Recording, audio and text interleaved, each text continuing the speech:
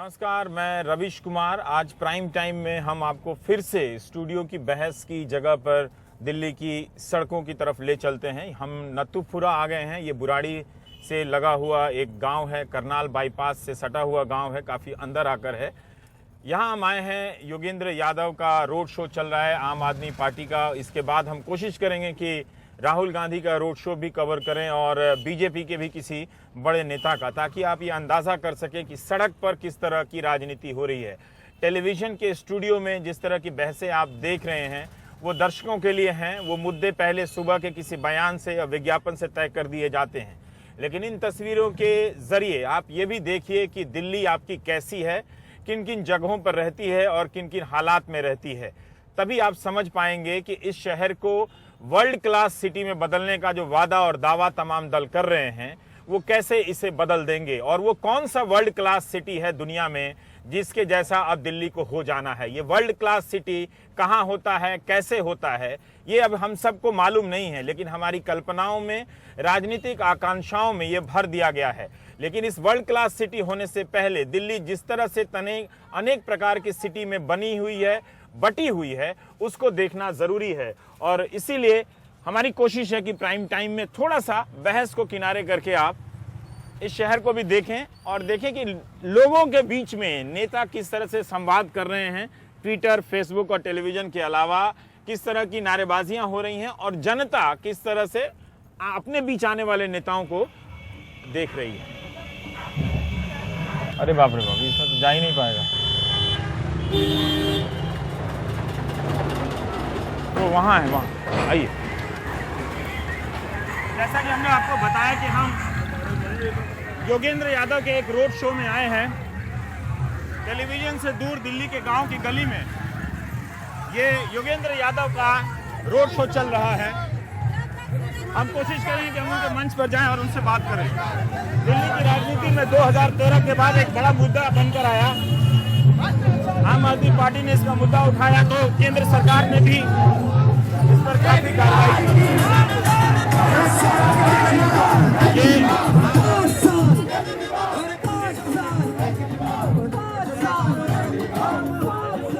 कल खिंचाई किया, ठीक किया ना? बढ़िया किया हमने, बढ़िया, बिल्कुल अच्छा आपके साथ। बिल्कुल अरविंद केजरीवाल की खिंचाई करो। अरविंद के साथ है, पर अगर कोई गलत करेगा तो उसके साथ नहीं, चाहे अरविंद भी हो, है ना? बिल्कुल खिंचाई करना चाहिए ना पत्रकार को, करना चाहिए। बिल्कुल अगर ये अरविंद केजरीवाल के इंटरव्यू पे खुश है, करनी चाहिए, खिंचाई होनी चाहिए, होनी चाहिए। ये आम आदमी पार्टी का रोड शो इस वक्त बुराड़ी के गांव से निकल रहा है। हमारे साथ योगेंद्र यादव हैं। पोस्टरों को देखकर ऐसा लगता है कि सिर्फ अरविंद केजरीवाल ही मोर्चा संभाले हुए हैं, लेकिन और भी नेता आम आदमी पार्टी के अलग अलग गलियों में, दिल्ली के मोहल्लों में हैं इस वक्त। आज राहुल गांधी की भी रैली है, नरेंद्र मोदी की भी रैली है। हम देखने आए हैं कि सड़कों पर राजनीति कैसी हो रही है। योगेंद्र जी, ये तीसरा चुनाव है, पहला, दूसरा और तीसरा क्या फर्क है इसमें?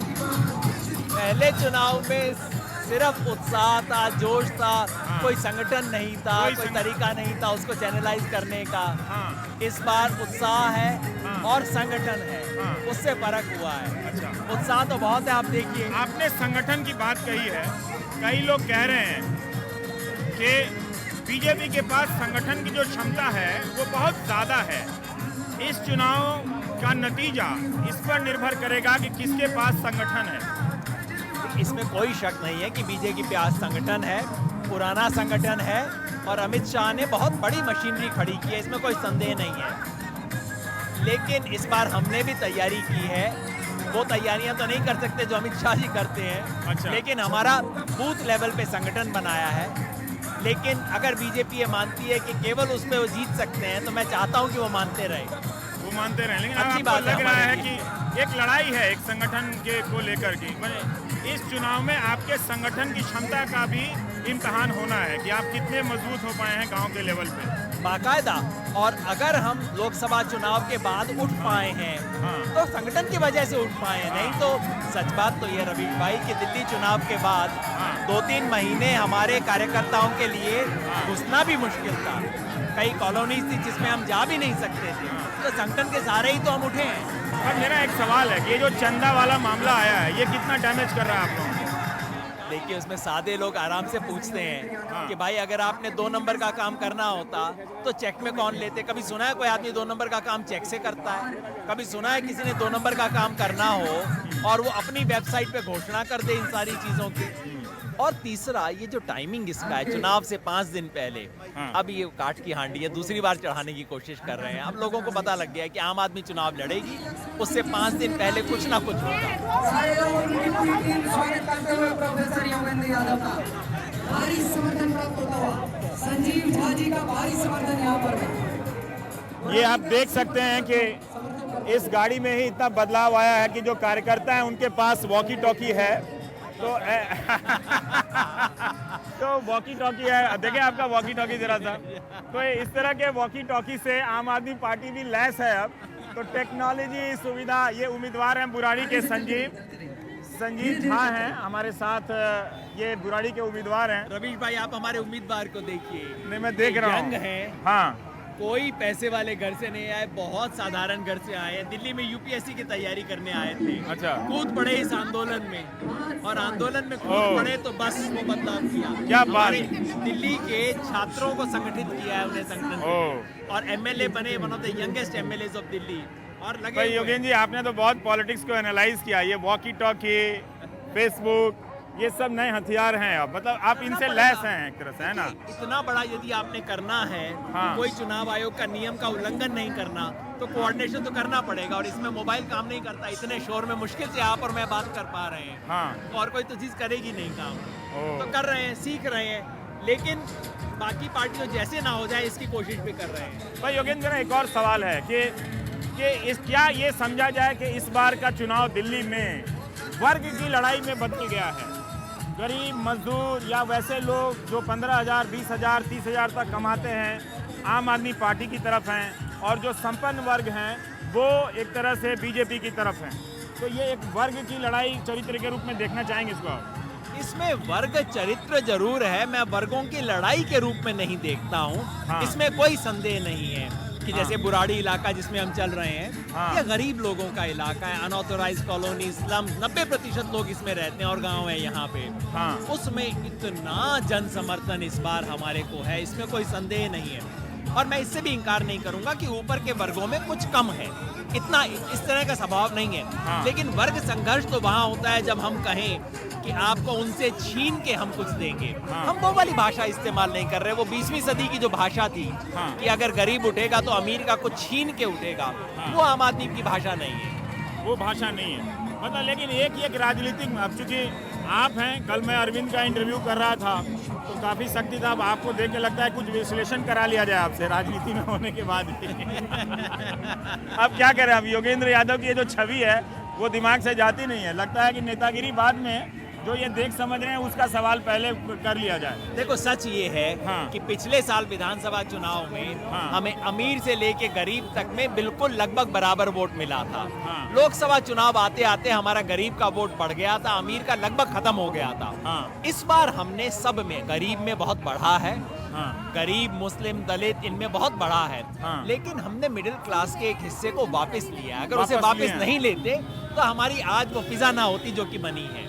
और चूंकि हमने, और ये पुराने जो कम्युनिस्ट आंदोलन थे, लेफ्टिस्ट आंदोलन थे, वहाँ गरीब को मोबिलाइज किया जा रहा था ये कह के कि वो जो अमीर हैं उससे हम छीनेंगे। हाँ। और एक जमाने में तो आपको पता है सीपीएम वगैरह ने कह दिया था कलकत्ता में कुछ नहीं करेंगे, सिर्फ गाँव में करेंगे। हाँ। आम आदमी पार्टी वो वाली राजनीति नहीं कर रही है, गरीब को मोबिलाइज कर रहे हैं, गरीब की एस्पिरेशंस हैं।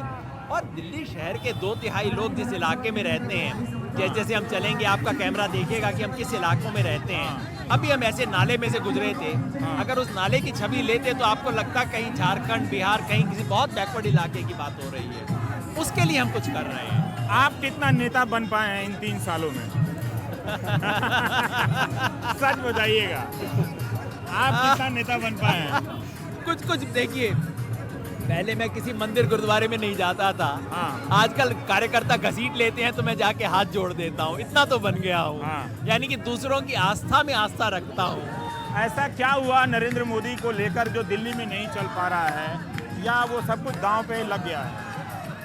मैं तो सचमुच हैरान हूँ रवि कि प्रधानमंत्री ने अपना सब कुछ दांव पे क्यों लगा दिया है। अच्छे खासे वोट से जीते थे, 4 राज्य जीत चुके थे। एक बड़े दिल वाला प्रधानमंत्री कह सकता था चलो एक दिल्ली एक छोटा राज्य है, कोई बात नहीं, लेकिन ऐसा लगता है उन्होंने अपना सब कुछ दांव पे लगा दिया है। मुझे तो यही बात समझ आती है कि या तो उन्हें लगता है कि ये रथ एक बार रुक गया तो फिर दोबारा चल नहीं पाएगा, या लगता है कि तिलिस्म एक बार टूट गया कि नरेंद्र मोदी अविजयी, उनको कोई हरा नहीं सकता, ये तिलिस्म टूट गया तो फिर दोबारा तिलिस्म बन नहीं पाएगा, या उन्हें लगता है कि कांग्रेस से हार जाए तो ठीक बात है और किसी से हार जाए, लेकिन अगर ये आम आदमी पार्टी से हार गए तो ये झाड़ू कहीं और तक जाएगी। पर आप लोगों ने भी नरेंद्र मोदी पे उनको चुन के हमला नहीं किया, जैसे राहुल गांधी ने उनके 10 लाख सूट का मामला उठाया, पर आप लोगों ने कम उठाया। मुझे सुनाई नहीं दिया कि किसी बड़े नेता ने उनके सूट वाले को लेकर विवाद किया हो। हालांकि मैंने सूट वाले पे बोला था, जब उन्होंने कहा ना नसीब वाला बात, हाँ। तो मैंने कहा था कि बड़े नसीब वाले हैं, 9.5 लाख रुपए का सूट पहनते हैं, बदनसीब वो हैं जिनके अकाउंट में 15 लाख रुपए नहीं पहुंचा। मगर ये बात सच है, हम नहीं चाहते थे कि ये चुनाव केजरीवाल बना मोदी बने, क्योंकि हम चाहते थे कि ये चुनाव दिल्ली के मुद्दे पे रहे, ये चुनाव दिल्ली की पर्सनैलिटीज पे रहे, और एक तरह से हमने मजबूर कर दिया उन्हें दिल्ली में किसी चेहरे को उतारने को, और जैसे ही उतारा उनका ग्राफ एकदम उतर गया। हम नहीं चाहते थे कि ये चुनाव केजरीवाल बना मोदी चुनाव बने। आप नहीं चाहते थे? हम नहीं चाहते थे। मोदी जी के बारे में देखिए, वो लोग, कोई भी प्रधानमंत्री आता है 5-10 महीना 1 साल लोकप्रिय रहता है। मोदी जी ने, जैसे उनका 15 अगस्त का भाषण था, मुझे खुद अच्छा लगा, लेकिन अब पिछले 1 हफ्ते से जिस तरह के भाषण दिल्ली में दे रहे हैं, देखिए मैं हैरान हूँ, क्या हो गया है। चिंता होती है, इंसान को समझ आती है, घबराहट, बौखलाहट, अब तो चिड़चिड़े हो गए हैं। कल का भाषण देख के तो मुझे लगा जैसे चिड़चिड़े हो गए हैं प्रधानमंत्री, तो कुछ उन्हें हो रहा है। हम नहीं चाहते थे कि प्रधानमंत्री के उस पर खींचा जाए, लेकिन भारतीय जनता पार्टी और प्रधानमंत्री खुद अपने आप को झोंक रहे हैं इस चुनाव में। परिणाम क्या होगा 10 तारीख को पता लग जाए। बताइए क्या स्थिति है।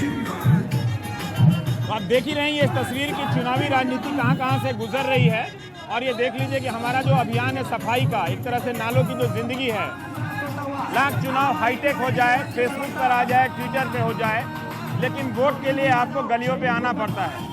और जब आप गलियों में आते हैं तो एक तरह से आप अपने शहर की हकीकत को देखते हैं कि किस तरह से गंदगी, नाले जो हैं बजा रहे हैं, और जो सफाई की जो हालत है वो कितनी ख़राब है। तो हमारा जो शहरी आबादी का हिस्सा है, एक बड़ा हिस्सा, वो किस तरह की ज़िंदगी जी रहा है, इसका भी नज़ारा लीजिए, क्योंकि ये जानना ज़रूरी है। ये जब आप देखेंगे तभी आप समझेंगे कि दिल्ली क्या से क्या हो गई, लोकल से वर्ल्ड क्लास हो गई। लेकिन पहले इस तस्वीर को देख लीजिए कि ऐसी भी एक दिल्ली यहाँ पर मौजूद है। मैं चलता हूँ।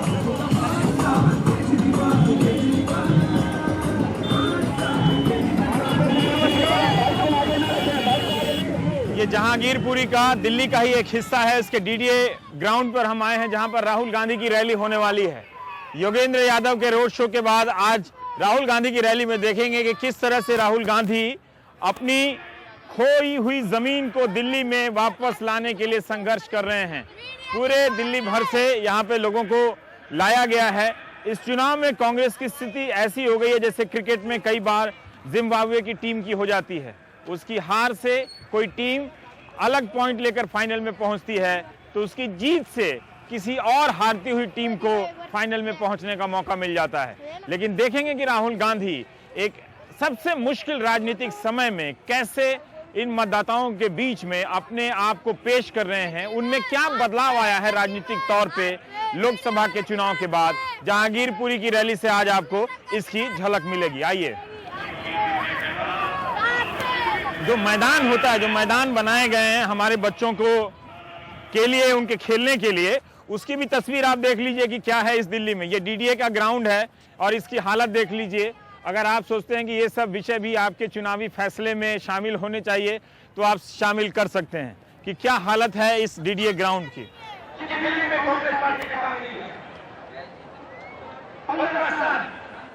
पहले बंद कमरों में काम होता था, किसी को चोरी के बारे में पता नहीं लगता था। यूपीए सरकार राइट टू इंफॉर्मेशन लाई, आपको सूचना का अधिकार दिया, और पहले जो बंद कमरों में रहता था, जो भ्रष्टाचार छुपा रहता था, वो बाहर आया। फायदा किसको हुआ? फायदा आपको हुआ, आम आदमी को हुआ, जनता को हुआ।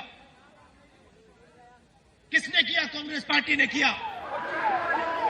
रैलियों में अक्सर यही होता है, कुछ लोग आ रहे होते हैं तो कुछ लोग जा रहे होते हैं और कुछ लोग छतों पर खड़े होकर रैली सुन रहे होते हैं। लेकिन ऐसा लग रहा है कि इस इलाके में कांग्रेस के समर्थक अभी भी बचे हुए हैं। जिस तरह से बताया जाता है कि कांग्रेस खत्म हो गई है, उसमें कोई जान नहीं है, वो बेजान भले ही नतीजों में नजर आए, लेकिन ये हैरानी हो रही है कि उसके कार्यकर्ता भी इतनी मात्रा में अब नजर आ रहे हैं। वो लोग भी कांग्रेस की टोपियों को पहनकर गलियों में, जहांगीरपुरी की मैं सिर्फ बात कर रहा हूँ और किसी और जगह की बात नहीं कर रहा हूँ, इस सीमित जगह के आधार पर मैं कह रहा हूँ कि यहाँ पर काफ़ी जोश देखा। कई रैलियों को हमने देखा है दिल्ली में, उसके हिसाब से ये काफ़ी ठीक ठाक एक तरह से सभा या रैली कही जाएगी। दिल्ली का चुनाव काफ़ी दिलचस्प हो चला है। वो टीवी के स्टूडियो से बाहर निकालिए, आप भी सभी दलों की रैलियों में जाइए, सब नेताओं को सुनिए, सबके साथ धक्के खाइए, तब पता चलेगा कि आप इस लोकतंत्र के असली भागीदार हैं, उसमें हिस्सा निभाते हैं। ये नहीं होगा कि आप ट्विटर पे करें, बड़ी बड़ी गाड़ियों में घूमें और रैलियों में ना जाएं। ज़्यादातर रैलियों में देखता हूं कि वो आम लोग हैं, गरीब लोग हैं। दुख होता है कि जो हमारा मिडिल क्लास है, जो गाल पर इंडिया रंग लेता है और इस गाल पे नेता का फोटो लगा लेता है, वो ऐसी रैलियों में कम जाता है। उसे भी जाना चाहिए, वो गया भी है। लोकसभा के चुनाव के दौरान हमने देखा है कि वो कई रैलियों में गया है। लेकिन तमाम तरह के दलों में जाइए, सुनिए, क्योंकि नेता पब्लिक के बीच में जितना नाटकीय होता है, उससे कहीं ज़्यादा उसे ईमानदार भी होना पड़ता है, क्योंकि निगाहें आमने सामने से उसे देख रही होती हैं, तौल रही होती हैं कि जनाब जो बोल रहे हैं उसमें कितनी सच्चाई है और पहले से कितना बदले हैं और आगे कहीं और तो नहीं बदल जाएंगे। 10 लाख रुपए का सूट पहनते हैं, अखबार के लोग कहते हैं वो भी मेक इन इंडिया नहीं है, वो भी मेक इन यूके है, और आपसे कहते हैं कि भैया मेक इन इंडिया रोजगार। किसी एक युवा को रोजगार मिला? नहीं मिला। कुछ दिन पहले मैंने मोदी जी के बारे में मीटिंग में कहा, अगले दिन जयंती नटराजन जी को खड़ा कर दिया। और मैं यहां से कहना चाहता हूं कि गरीबों की लड़ाई, आदिवासियों की लड़ाई मैं लड़ा हूं, और मैंने जयंती नटराजन से कहा है कि एनवायरमेंट की देखभाल करनी है, आदिवासियों की देखभाल करनी है, गरीबों की देखभाल करनी है, और मैं यहां से कह रहा हूं। ये जो इलाका है ये ज्यादातर देहात इलाका है। जी है? जी यहाँ पे हाँ देहात है, इधर ये जहांगीरपुरी है। हाँ। ये रेजिडेंशियल एरिया है सारा। अच्छा, हाँ पर आपको लगता है कि राहुल गांधी का क्रेज इस चुनाव में उनका भी एक इम्तिहान हो रहा है? मतलब ये जब बहुत अच्छा जी। पर यहाँ दिख रहा है ना, बाकी दिल्ली में तो नहीं दिख रहा है। नहीं, हमारी कॉन्स्टिट्यूएंसी बादली विधानसभा में बहुत अच्छा पर मैं ये जानना चाहता हूँ कि अभी भी कार्यकर्ताओं के स्तर पे कांग्रेस में जान बची हुई है? बची हुई है जी, बची हुई है, हाँ? बहुत ज्यादा बहुत ज्यादा जान, बहुत ज्यादा।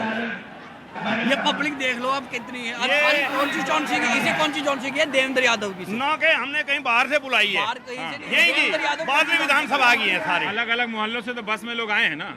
नहीं, जैसे बादली विधानसभा जो है बादली 4-5 विधानसभा किलोमीटर में है ना। हम लड़ाई लड़े और जमीनी अधिकरण बिल लाए। ऐतिहासिक काम है ये।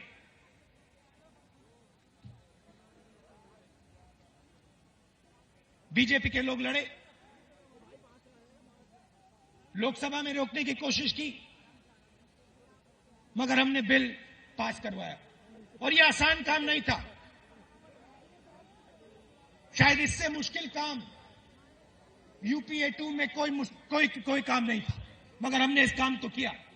और मैं आपको ये कह सकता हूं कि इस काम से यूपीए को राजनीतिक नुकसान हुआ। Sir please. हाँ, थैंक यू। अच्छा, ये सेल्फी राष्ट्रीय रोग है। सेल्फी सबको बीमारी है, कहीं दिख जाए लोग 2-4 ठो सेल्फी खिंचाता है। आपको नहीं लगता राष्ट्रीय रोग है सेल्फी? अब नया ट्रेंड पे आ गया, अब सबको। क्या करते हैं सेल्फी को इतना खींच खींच के? आपकी खींच रहे हैं हम, राहुल जी की खींच रहे हैं, देवेंद्र यादव की खींच रहे हैं। देवेंद्र यादव के? राहुल जी अच्छा। और देवेंद्र यादव। बच्चों में इतना सेल्फी के ट्रेंड ज्यादा हो गए, लगाने के लिए कोई जगह उनको। सेल्फी हमारी राजनीति का अब हिस्सा होता चला जा रहा है। आम आदमी पार्टी की भी सभा में लोग काफी सेल्फी खिंचा रहे थे, यहाँ भी लोग काफी सेल्फी खिंचा रहे हैं। सेल्फ पीछे चला गया, सेल्फी आगे आ गया। पर इंटरेस्टिंग है देखना। प्रिया, सुशील आप भी इधर आ जाइए। राहुल गांधी कोशिश कर रहे हैं अपनी ज़मीन हासिल करने के लिए, पर जो वो बोल रहे हैं उसका और ये जो लोग हैं उसमें एक रिश्ता बन पा रहा है। ये तो समझ में आ रहा है कि जितनी भीड़ है तो ज़रूर स्थानीय उम्मीदवार ने उसका कोई अपना यहाँ पर असर रहा होगा, वो एक पहलू है, तभी इतने लोग आए हैं। लेकिन उनका अभी तालियों की गड़गड़ाहट सुनाई दी, पर वो रिश्ता नज़र आ रहा है क्या चार्ज जिस तरह से? आप रिश्ता आप ये देखिए कि राहुल गांधी अपने समर्थकों से कितनी दूर खड़े हैं। पहली बात तो वहाँ से यहीं से पूरा कनेक्ट खत्म होना शुरू हो जाता है दर्शकों। आपने अपने अरविंद केजरीवाल की त्रिलोकपुरी में हमने देखा, वहाँ पे बिल्कुल सामने अरविंद केजरीवाल अपने समर्थकों के सामने खड़े हैं, नाच रहे हैं, गा रहे हैं। लेकिन यहाँ पे देखिए युवा, पर हमें ये इस मामले में समझना चाहिए, नरेंद्र मोदी और राहुल गांधी की मजबूरी है कि वो सुरक्षा कारणों से उनको वो रखा जाएगा, ऐसा कुछ किया नहीं जा सकता है कि प्रधानमंत्री से कहीं कम नहीं है इनकी सिक्योरिटी राहुल गांधी की, जबकि उसे वो होती है क्योंकि हाँ। पर सुशील, आपको लगता है कि कांग्रेस इस चुनाव में वापसी कर पाएगी? सर देखिए, मुझे नहीं लग रहा है। आप इतनी भीड़ देखिए, देखिए भीड़ की बात नहीं है, भीड़ मैंने आपको ये बता रहा हूँ, जब हम रास्ते में आ रहे थे आपने देखा होगा कि कितने बस में भर के लोग यहाँ पर आ रहे थे, कैसे बस की लाइन लगा हुआ था। जो लोकल लोग यहाँ पे होते हैं, मैं आपको बताना चाह रहा हूँ, तो लोकल लोग बस पे भर के नहीं आएंगे। मैं ये नहीं कहता कि भीड़ राहुल गांधी को पसंद नहीं करते हैं या राहुल गांधी को नहीं चाहते हैं, पर कहीं ना कहीं मुझे ये लग रहा है, हो सकता है कि ये भीड़ हो, लेकिन मुझे बहुत बढ़िया है, खंडाल बाईपास से लेके ठीक है, लेकिन वहाँ से लोग लेकर आए हैं। ये भी पॉइंट है कि एक बड़ी विधानसभा ऑलमोस्ट कॉन्स्टिट्यूंसी के लोग हैं। ठीक है, एक सिंगल पर्सन आप हर बंदे के पास नहीं है। और पता कीजिए कि बादल की, पर फिर भी मान लिया जाए कि इस एक उदाहरण से नहीं, एक बात ध्यान में रखना चाहिए कि बड़ी कॉन्स्टिट्यूंसी तो अलग अलग जगहों के लोग से आएंगे, कोई बस बहुत ज़्यादा नहीं है, 10 ही बस है, तो नहीं लगता कि 10 बस से ज़्यादा लोग हैं यहाँ पे। लोगों ने बंद कर दिया, अभी ज़्यादा दिख रहे हैं, आते हुए कम लोग दिख रहे हैं, लोग जाना शुरू हो गए, खाली कुर्सियाँ है, मुझे कम लग रहा है, मुझे वो इतना लग नहीं रहा राहुल। ये एक बात आप लोगों की बातों से समझ में आ रहा है कि राहुल गांधी को अभी और मेहनत करने की ज़रूरत है लोगों से रिश्ता बनाने में।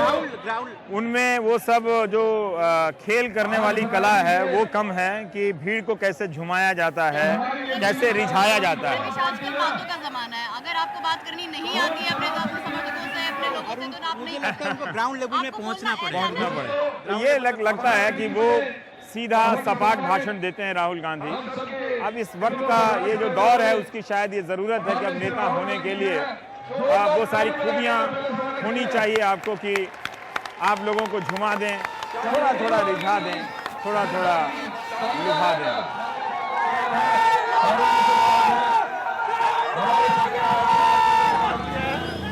मजा आता है सुनने के अंदर। आपकी जो बातें है ना, ऐसे ऐसे उनसे बात करते हो सर, आप लोग ट्विटर पे आ जाओ एकदम गांव के हिसाब से, और ट्विटर पे देखो जो पॉलिटिकल पार्टी जब तकलीफ होती है ना मेरी बात से, तो कैसे मुझे गालियां देते हैं, दलाल बताते हैं, चोर बताते हैं। ऐसा नहीं, लोकसभा चुनाव के अंदर भी आपने बहुत भ्रमण किया होगा हिंदुस्तान के अंदर, पब्लिक पसंद करती है। हिंदुस्तान में बहुत भ्रमण किया होगा, मतलब जो ठेठ गांव में रहते हैं ना, उस टाइप से बात कर रहे थे। ऐसा लगा कि बात में कोई अच्छा है ना, सबको रगड़ते रहे ना, बात करने का तरीका कुछ अलग नहीं है। आप लोग देखिए ट्विटर पे ना बहुत गालियां पड़ रही हैं हम लोग। नहीं, हम ऐसा मतलब आप किसी नेता को तकलीफ दे दीजिए, वो ट्विटर पे गाली देने लगते हैं। ये आप लोगों को देखना पड़ेगा कि हम आपका काम करेंगे गाली सुने, मतलब इतनी गंदी गंदी गालियां देते हैं ट्विटर पे। आप लोग ट्विटर पे जाके देखो कैसी गालियां दे रहे हैं, और राजनीति की भाषा खराब कर रहे हैं ये लोग, चाहे कोई भी पार्टी का हो, लेकिन ये गाली देने का जो एक सिलसिला हो गया है ना, और गंदी गंदी गालियां देते हैं ट्विटर पे। सब आप लोग ट्विटर पे अकाउंट खोलिए, जाकर देखिए कि वो क्या कर रहे हैं राजनीति के नाम पे। हमें पता है कि आप यही जानना चाहते हैं कि इतनी रैलियों में घूमने के बाद क्या मैं ये बता सकता हूँ कि कौन जीत रहा है कौन नहीं, और ये पूरे देश भर की नज़र है दिल्ली के चुनाव पे। दिल्ली में रहने वालों का तो खाना हजम नहीं हो रहा है, वो कभी फेसबुक चेक कर रहे हैं, कभी ट्विटर चेक कर रहे हैं, और कभी व्हाट्सएप पे नेताओं के लतीफ़े बना रहे हैं। लेकिन दिल्ली में एक रैली से दूसरी रैली तक जाना इतना आसान नहीं है। 2-2 घंटे 2.5 घंटे की ट्रैफिक जाम जो है, उम्मीद है कि स्मार्ट सिटी ट्रैफिक जाम में भाप की तरह उड़ जाएगा। ट्रैफिक जाम जो है स्मार्ट सिटी में भाप की तरह उड़ जाएगा। लेकिन फ़िलहाल जब तक हम स्मार्ट सिटी नहीं बन पाए हैं, 2-2 2.5 घंटे ट्रैफिक जाम से गुजरना पड़ रहा है एक रैली से दूसरी रैली में जाने में। और इस दौरान मज़ेदार बात यह है कि आप फिर से उस शहर को जिसको आप रोज़ देखते हैं एक अलग नज़र से देखने लगते हैं कि इसका पता नहीं ये राजनीतिक रूप से इस वक्त क्या सोच रहा है, क्या फ़ैसला कर देगा, किस पार्टी का क्या बटन दबा देगा। कई तरह की होर्डिंग नज़र आ रही है, कांग्रेस की, बीजेपी की, आम आदमी पार्टी की, तमाम तरह के दावे हैं। तो आम आदमी पार्टी कांग्रेस की रैली के बाद, ब्रेक के बाद बीजेपी की रैली आ रहे हैं, सब दिखाऊंगा आज।